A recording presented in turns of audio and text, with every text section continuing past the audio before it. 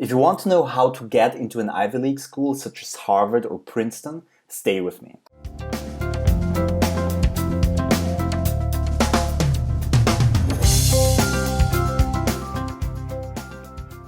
Hi and welcome to the Uncon School at howtobecomeaprofessor.com, the web show to learn from unconventional professors and experts. My name is Stefan and I'm your host. In today's session is really the direct response to many requests I got from you guys, my audience. Many people asked me if I could do an interview on how to get admitted into really prestigious universities such as Harvard. Well, I listened and here it is. For today's session, I've invited Andrew Chen. Andrew is the founder of careerhood.com and he's passionate about building products that solve fundamental problems. He has held roles in product management at LinkedIn and Yahoo, private equity at Huntsman Gay, and strategy consulting at McKinsey. He holds a JD from Harvard, a BA in Plan 2, and history from University of Texas Austin, where he was elected to Pi Beta Kappa. And he was also a J. William Fulbright Scholar to China, where he shot a documentary film about rural education development.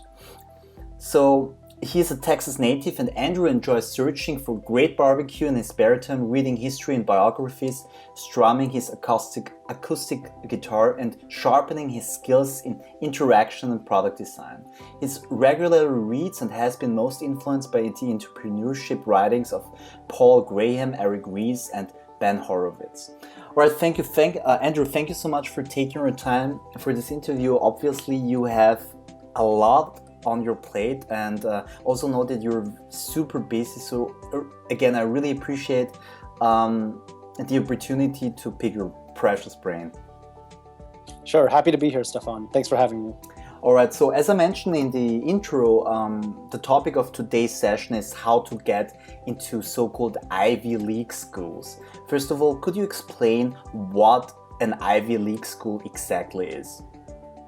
Sure, absolutely. An Ivy League school is really historically a confederation of eight universities in the United States that is actually more related to a sports term than anything. The Ivy League was basically a sports conference where schools in these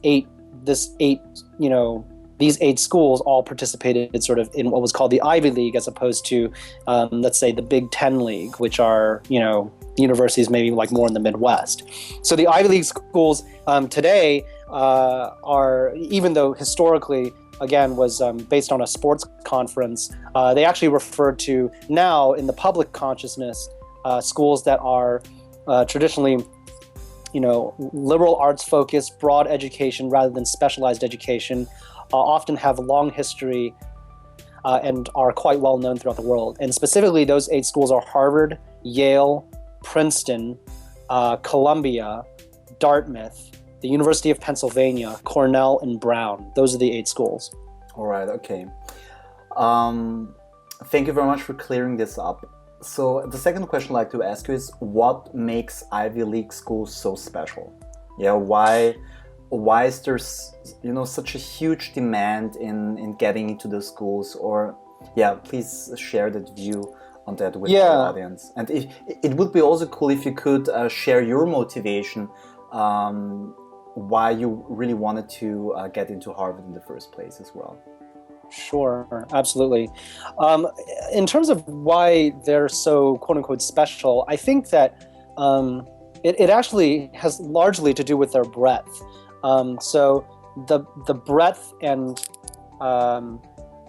sort of, again, that liberal arts orientation, even in the sciences, toward taking an approach of teaching the philosophy of a discipline, as opposed to teaching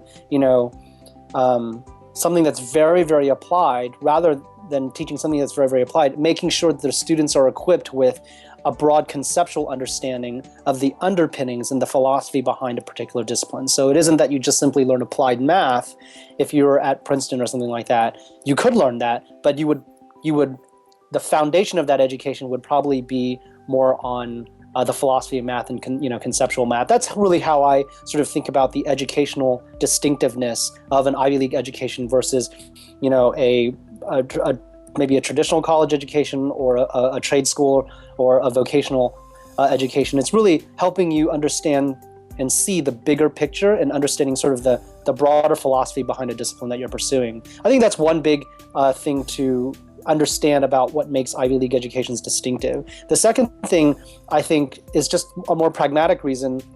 Because there's Ivy League colleges tend to be quite well known, both in the United States and throughout the world, because there is that more recognizable, I guess, brand name. It's often easier to make a bet on, let's say, if you're looking for a job or, looking for some type of position, that if I'm evaluating somebody who came from an Ivy League, it's likely that they probably cleared some minimum level of sort of maybe intelligence or capability threshold where it's probably lower risk that the person I hire will not end up turning out to be somebody who I regret hiring, that they're actually going to be a good performer, that they'll actually work hard, that they have learned good self-discipline and study and work habits, that they'll actually be a good, productive and successful employee, and maybe even a star employee. So I think that very pragmatic reason of that, branding, personal branding for yourself is also what makes the experience special for people who attend schools. And I think that largely also has to do with, for good or for bad, or for, whether it's fair or not, the Ivy League schools are often, they are just simply wealthier. They have more resources to fund education and academic initiatives, new fields of study, special research projects, field trips, study abroad, and those kinds of experiences that greater academic resources can provide, just provide a richer, more well-rounded educational experience, which then, again, contributes to the first thing that I mentioned, which is that broader sort of philosophical underpinnings, orientation toward your education. Is that helpful? Yeah, definitely, sure. And let's go back to your own history and your biography.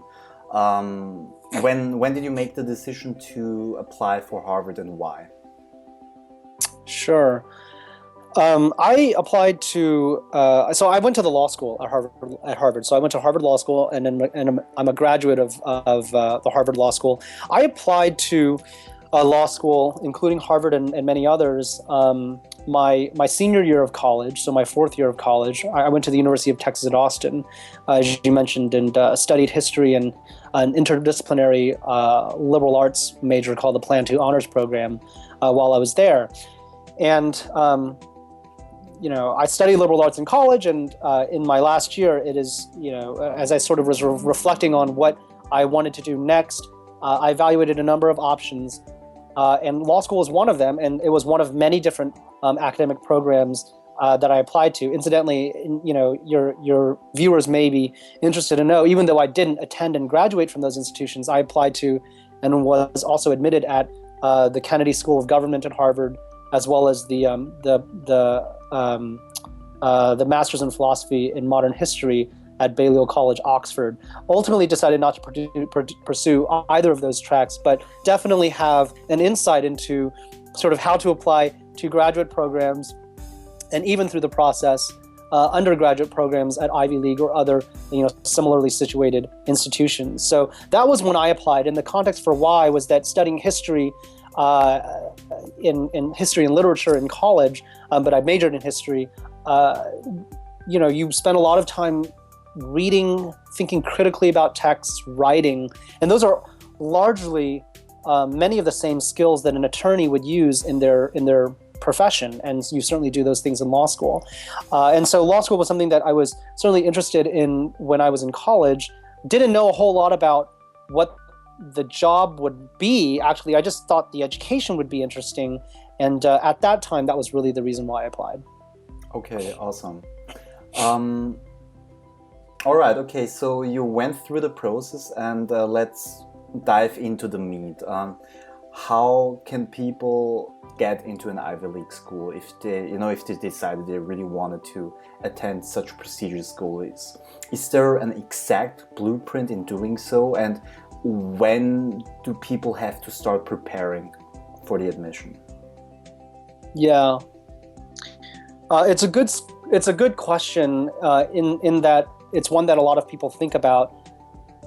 If I could start at the highest level, my advice would be not to overthink it. Right. If you optimize for getting in, you may get in, you may do all the right things and you may get in, but you may find that getting in is less of a happy event and more of a relief. And you may also find yourself, once you're in, not knowing, okay, well, now I'm in, what do I do next, you know?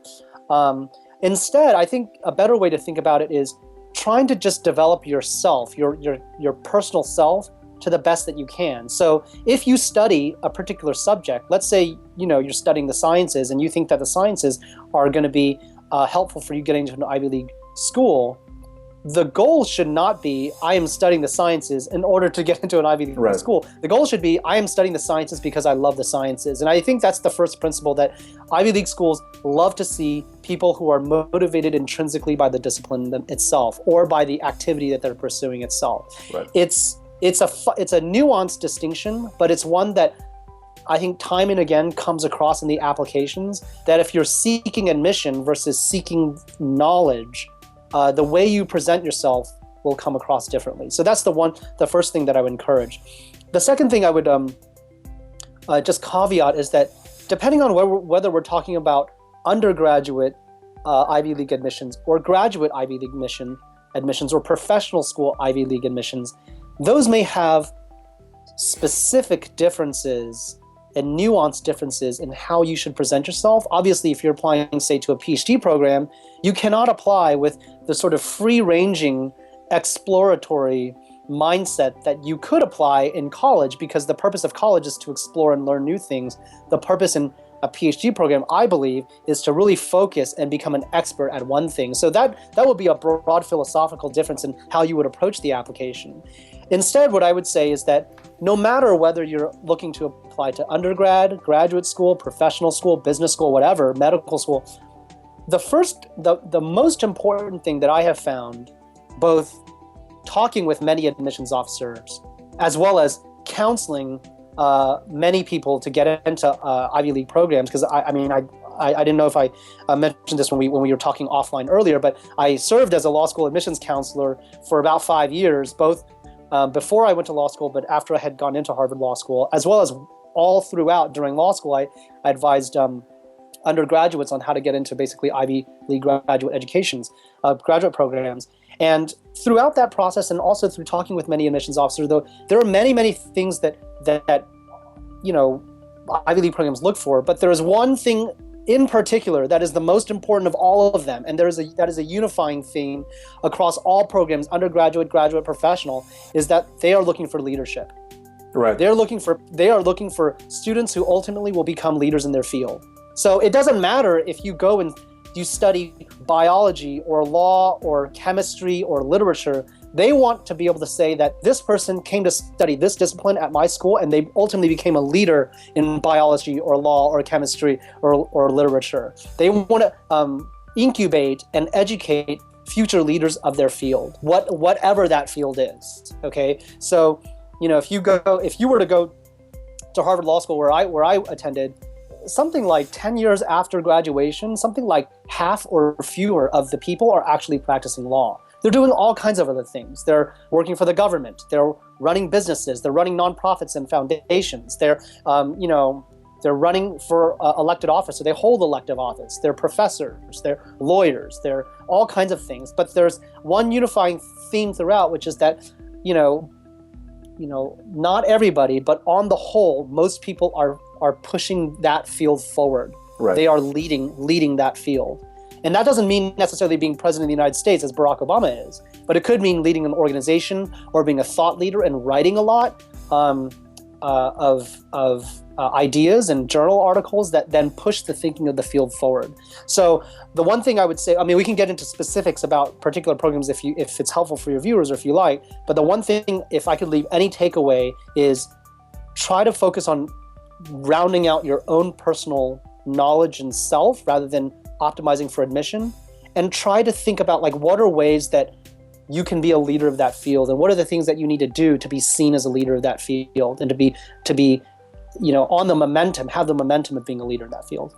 Okay, awesome. That's really inspiring. I mean, could we dig a little bit deeper into the first principle, right? Becoming a better person or the best version of yourself in general, right? I Yeah. mean, are you referring to those, to those activities, those non-academic activities, right? That are so kind of very particular and specific to the American context, I believe, or is it something like that the admission office or the council sees that you have done something besides just acing tests and so forth? Is that important, or what do you mean exactly by becoming the best version of yourself?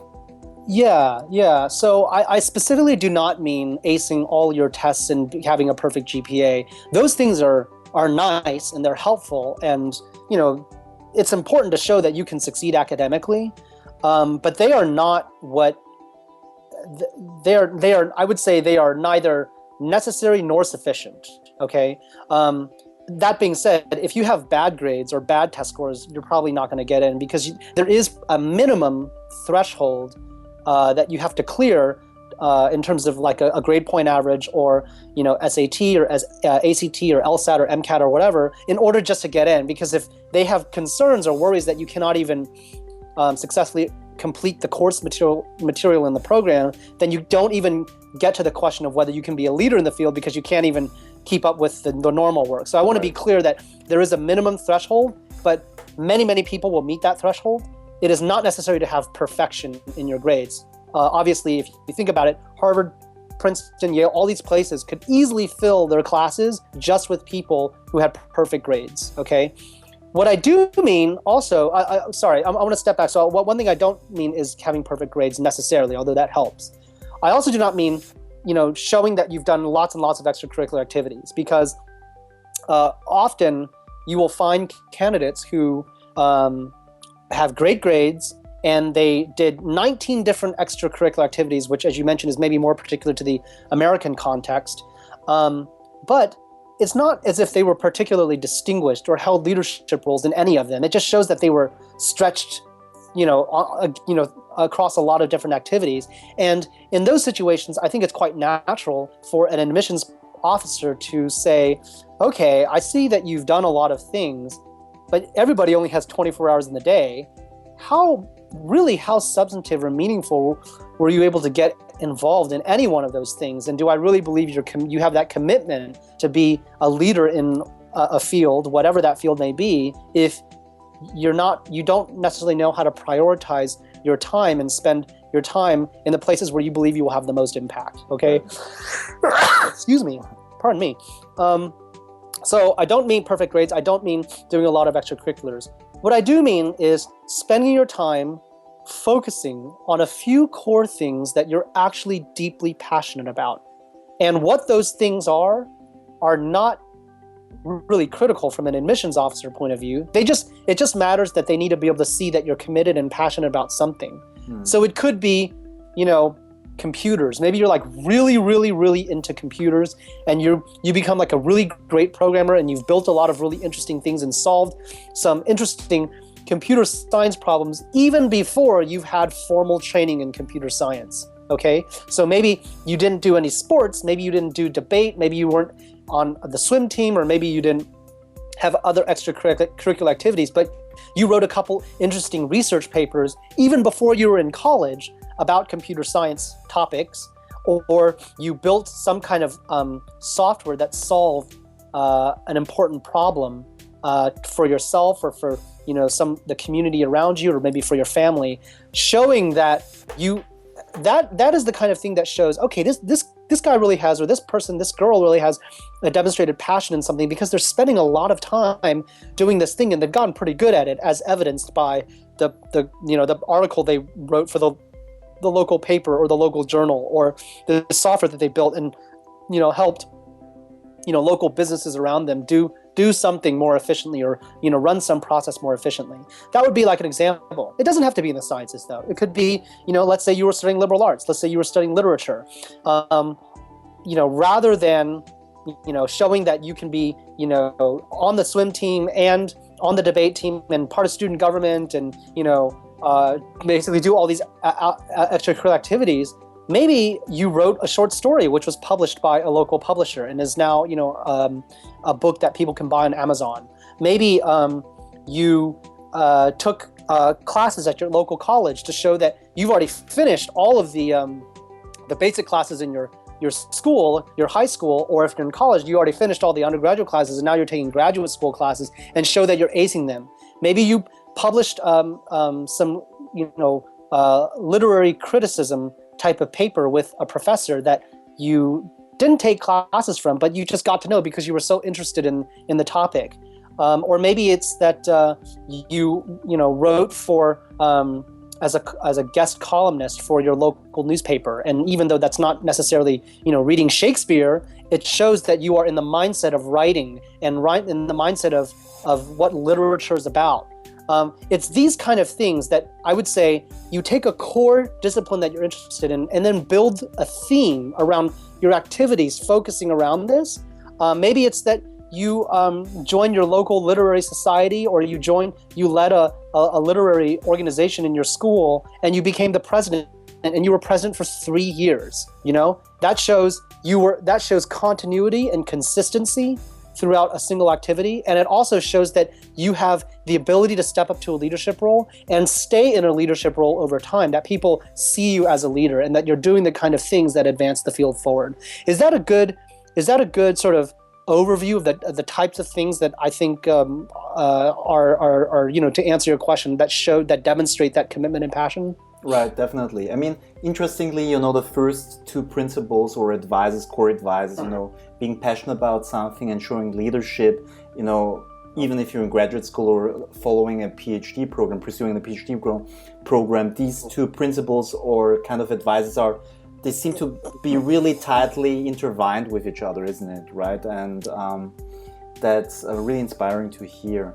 All right, yeah. Our time is almost up already, but there is one last thing I'd like to ask or talk about. Is the very interesting ebook, and the ebook is actually the reason why I requested the interview in the first place with you. So you wrote that ebook and you published it successfully. Could you share with our audience the title of this ebook and the story behind it with my audience, please? Sure, absolutely. The ebook is called the Harvard Law Application Guide: How to Get into Harvard Law School, Whether You Have the Highest Scores or Not. So it's a mouthful. And the reason why I wrote it is because throughout my time, the 5 years or so that I was serving as a pre-law admissions advisor to different undergraduates, I found myself answering the same types of questions over and over again that they would ask. And I also saw many of the same mistakes being made over and over again. And so because I found myself repeating myself a lot, I thought to myself, I should really just write down the collection of all the different thoughts that I have encountered and all the different questions that I've encountered into one single comprehensive end-to-end guide that explains what are the key underlying principles, like this leadership thing, like this passion thing that I've been discussing, for how to actually think about and then how to tactically apply to an elite law school. Although I would say that the principles really apply to many different types of graduate programs. When I mentioned that I had applied to and gone into the Kennedy School of Government at Harvard and the Modern History program at Balliol College, Oxford, it was exactly the same application principles. So the themes are broadly the same. Right. And I specifically wanted to focus on, an audience that didn't necessarily have perfect scores, because when you have perfect scores, of course, particularly for law school, it becomes a lot easier to get in, as it probably is for many schools, although again, not sufficient to do so. And so a lot of people will say, well, I just don't have a good enough GPA, or I don't have a good enough law school admissions test score to get into Yale or to get into Harvard, so I'm not even going to try. When the reality is, it's just not true. You could fill the entire class at Harvard or Yale with people who had gotten perfect scores, but there are people who have actually quite low scores who get into both those schools, all the major elite law schools or all the major elite graduate schools every single year. And the book is really designed to answer why. Why does that happen, and how can you structure your own curriculum, your own path, and your own application, your own admissions application to take advantage of the things that the admissions officer is really looking for, and to have a strong chance at getting in. So I talk about in the guide. I talk about, for example, I give a little bit of background about my own sort of background and credentials before as I was going into the application cycle, and why I was not necessarily the strongest candidate, and how I positioned myself in order to, be evaluated in a strong way. I talk a lot about the mindset and the psychology of what a Harvard admissions officer, or really what any Ivy League admissions officer looks for in its applicants. And I talk about that at a very granular, detailed level. I talk about exactly how they screen for those things, exactly a step-by-step how they evaluate the application, how much time do they spend on it, what are the kinds of things they're looking for. I then break apart the application into each of the components that are evaluated. Your grades, why are they important? What's a deal breaker? How important is the trend in your grades? I talk about the major of study, your field of study. When does that matter? When does it not? What are the kinds of things that, how can you position your field of study? I talk about the LSAT, the law school admissions test, and strategies around, how to both take and present yourself once you already have your scores. I talk a lot about how to solicit recommendations from your faculty advisors and your faculty professors who have taught you before, or your previous internship supervisors or extracurricular activity supervisors, and the kinds of things that they should be writing about you in order to recommend you in a strong way. Right. And I also talk about how to craft the personal statement, the personal essay, your statement of purpose, which is extremely important in giving a full picture of yourself to the admissions office on why you would be a good representative and ultimately a future leader graduating from the school. And then finally, I talk about extracurricular activities and the role that those play in the law school admissions context. So those are broadly the components that I talk about, and the kind of the reasons why I wrote the book. Okay, awesome. Sounds like a lot of content, a lot of substantial content. Could you, who are the perfect people? I mean, what kind of audience are you aiming for, right? Who are they? Should they be currently in high school, or should they already graduated from a college? And should they just be, interested in law school? Or, as you said before, are those principles, or is this kind of ebook also applicable for other programs, graduate programs as well? Yeah, absolutely.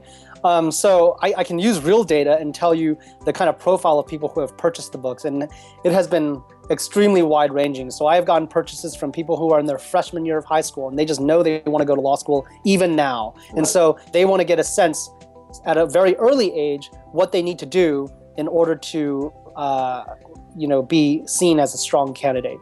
I've gotten purchases also from people who are in college now and are looking at the next step, and they want to know how they should be thinking about more tactically the law school, the graduate Ivy admissions process.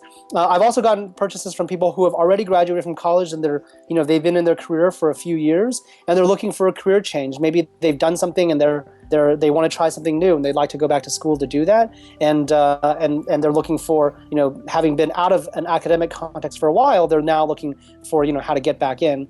Finally, I've gotten purchases from middle-aged, even older people who are really thinking about, they don't necessarily need to go back to law school, but they've probably accomplished something already throughout their lives that they can afford to take a break. Maybe they've made a little bit of money and they can afford to take a break, and are thinking about maybe an academic or educational experience that could be enriching, or they're buying for their kids. I've actually gotten purchases from parents who are buying for their kids because they want to know how to maybe guide or parent their kids to, set them up for success. So it really applies to, a range of different types of life situations. And I would say that it's particularly useful for people who believe that their own grades and scores, for some reason, they think maybe they don't quite have the scores or grades to get in. And I sort of systematically show them why it's not so clear cut, and why even if you don't have perfect scores, it is possible definitely to get in. Although, certainly people who have strong scores have also purchased the book as well. Okay, awesome. Andrew, thank you so much for providing so much value to the Uncon School. If you guys are as impressed as I am about Andrew, and you are also thinking of applying for law school at Harvard or any other Ivy League school, please check out his ebook. I'm going to include the specific link to the ebook below the video, so please definitely check it out. And again, thank you very much for watching. And if you guys liked that video, then please subscribe to our YouTube channel and check out howtobecomeaprofessor.com.